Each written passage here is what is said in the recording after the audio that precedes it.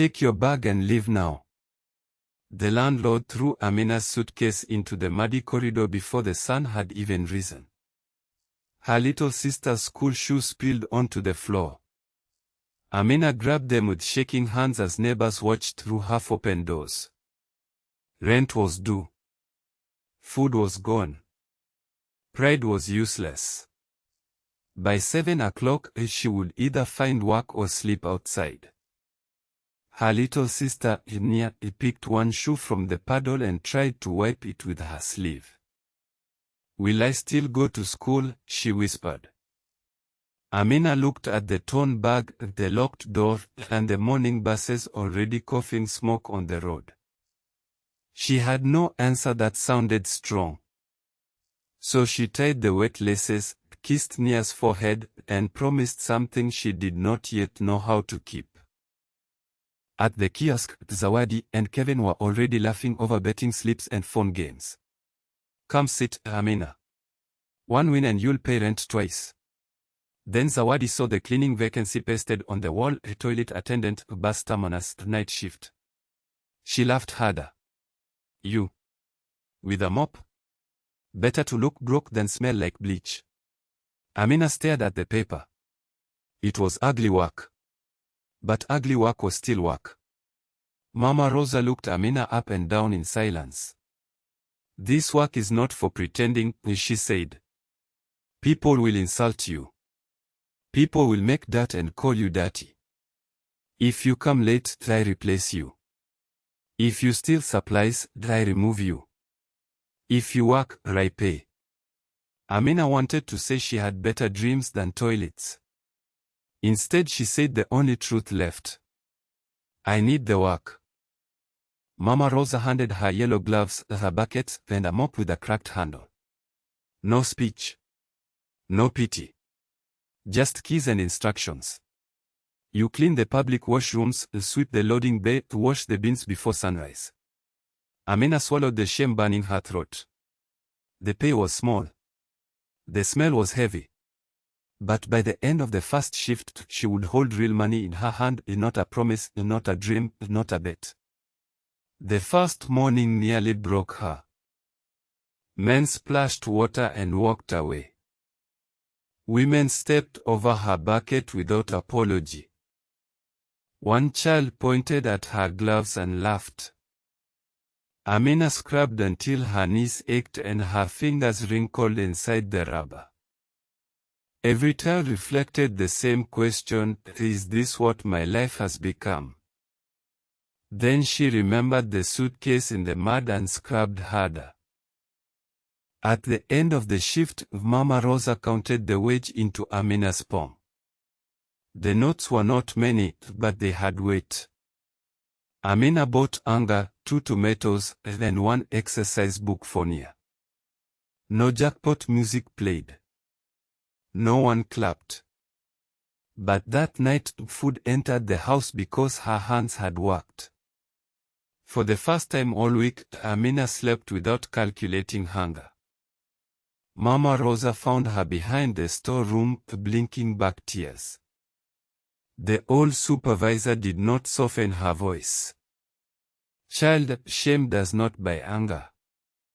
Pride does not pay rent. Kazi Mbaya esa Mchezo Mwema. Bad work is better than a good game." She lifted her ring of keys. "A job can be dirty and still feed you. Play can be beautiful and still leave you hungry." By noon, Zawadi arrived with Kevin just to see if the rumor was true.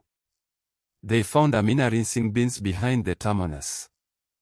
Zawadi raised her phone. "Smile for your new office."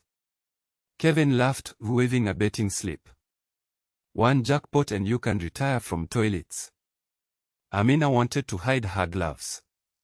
Instead, she tightened them. "At least my hands are doing something," she said.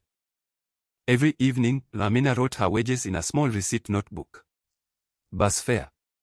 Food. Nia's shoes. Debt. Savings. The numbers were tiny, almost insulting, but they were real. She used free Wi-Fi outside a closed cyber cafe to watch cleaning business tutorials on her cracked phone. Chemical ratios. Client quotes. Inventory lists. Other people saw a mop. Amina began to see a ladder. When other workers rushed through corners, Amina stayed behind and learned the pattern of complaints. Soap finished fastest on market days. Bins overflowed after matetes arrived from town.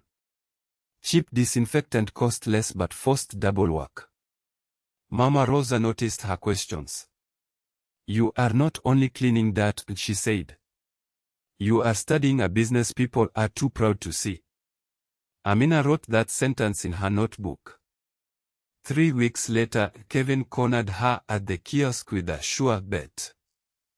"Put 1 week's pay here. Tonight you sleep rich." The odds glowed on his phone like a miracle. Behind him, a young man cheered over a game nobody had won yet. Amina's pocket held exactly enough for rent arrears. Her fingers touched the notes. For one dangerous second, play looked easier than work. Amina walked to the betting counter. Then she stopped. She saw Sonia's muddy shoes. Mama Rosa's keys. The toilet floor shining after sunrise. She turned away and paid the landlord instead. Kevin shouted after her, "You fear money." Amina did not answer. She feared hunger more. That night, she ate plain sukuma and slept on a thin mattress, but the door stayed locked from the inside. Mama Rosa noticed everything, the clean corners, the counted supplies, the way Amina recorded which detergents worked and which wasted money. One Friday, she placed a second set of keys in Amina's palm. "You supervise weekends now." Amina looked at the keys like they were gold. The job had not become glamorous. It had become a classroom. And Amina was passing. Then Zawadi came crying. The betting shop had swallowed her savings and her rent. She begged Amina for work, just one shift.